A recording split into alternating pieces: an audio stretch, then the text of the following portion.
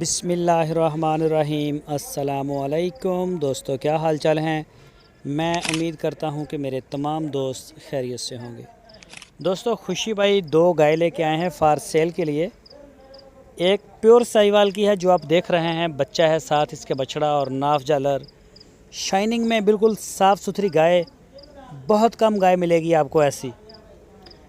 हवाना आप माशाल्लाह इसका देख सकते हैं, पूरे थब्बे का हवाना है इसका और थनों का साइज़ माशाल्लाह बड़ा आउट क्लास है।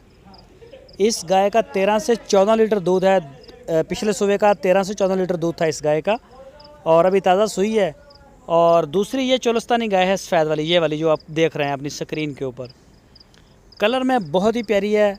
ये सूई थी और इसका बच्चा मर चुका है, तो खुशी भाई ने सारी हकीकत आपके सामने रख दी है।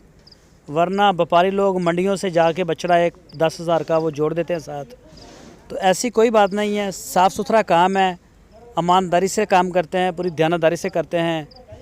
जो भी चीज़ हो, थन ख़राब हो वो भी बताते हैं, बच्चा ना हो तो असल वो भी बताते हैं।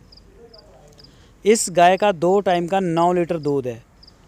दोनों खुशी भाई के डेरे पे खड़ी हैं। आपकी स्क्रीन के ऊपर नंबर है, लोकेशन है इनकी हरुणाबाद सिटी, ज़िला बहावलनगर।